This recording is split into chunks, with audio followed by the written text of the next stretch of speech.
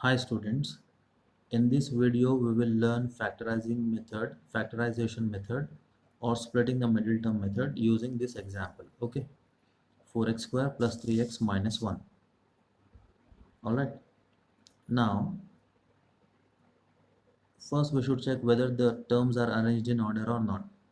They are arranged in order, that is highest power is x square, then we have 3x, okay, and then we have a constant term. Okay, so they are arranged in order. We need not worry about arranging the terms in order now the next step was to multiply the coefficient of x square with the constant term, isn't it? All right, so I'm going to multiply it here. 4 should be multiplied by minus 1. Okay, we will have minus 4. All right, now we should find the factors of 4. What are the factors of 4? 1, 2 and 4, isn't it? The factors of 4 are 1, 2 and 4. Okay, now we have 3 factors of 4, isn't it? Now from these 3 factors we should select any two numbers, okay, such that multiplication should be minus 4, addition or subtraction should be the middle term, that is plus 3. Okay, alright, I'll repeat that again. From these 3 factors we should select any two numbers such that multiplication should be minus 4 and addition or subtraction should be 3. Okay, so what are the numbers now? Suppose if we take 1 into 2, 1 and 2, 1 into 2 will give us 2, isn't it? It will not give us minus 4 or 4. Okay, so 1 and 2 is out of our selection. Okay, now what if we take 2 and 4?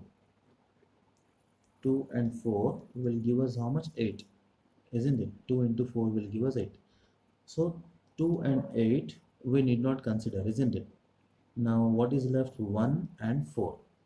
Let us check. 1 into 4 is how much? 4. Okay, but what if we write minus 1 and 4? It will give us minus 4, isn't it? And how can we write minus 1 and 4 so that it gives plus 3? Like this, isn't it? Minus 1 plus 4 will give us plus 3. Okay, so both the conditions are satisfied now. Multiplication as well as addition or subtraction is giving us plus 3, isn't it? So what are those numbers? Those numbers are minus 1 and 4.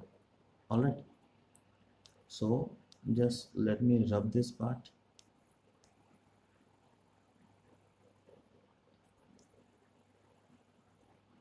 All right, okay, so we should split the middle term, that is 3x, in this way. 4x square minus 1x plus 4x minus 1. All right, okay, now from these first two terms what can we take common? We can take x common, isn't it? If you take x common, 4x minus 1 will come. All right, now what did I tell you in the previous video? What trick did I tell you? Whatever is there inside the bracket, write it one more time, which is 4x minus 1 again, isn't it? And see here we have 4x minus 1, we already have 4x minus 1, but we need one number here, isn't it? So plus 1. Now from these two terms what can we take common? 4x minus 1, isn't it? So if you take 4x minus 1 common, what is left now? X is left and here plus 1 is left, isn't it? Or whatever is there inside the bracket, write once. Okay, that is 4x minus 1, 4x minus 1, right? So write it once, 4x minus 1, and whatever is there outside the bracket, that is x plus 1, write it once here. Okay, now our quadratic polynomial has become product of two linear polynomials, isn't it? So 4x minus 1 is one linear polynomial, x plus 1 is another linear polynomial. We know how to find the zeros of linear polynomial, isn't it? We should equate them to 0. So 4x is equal to 1 now. This one goes on the other side. X will be 1 by 4. Okay. X is equal to minus 1. Okay. So 1 by 4 and minus 1 are zeros of the polynomial 4x square plus 3x minus 1. Alright. Okay. I hope it is clear.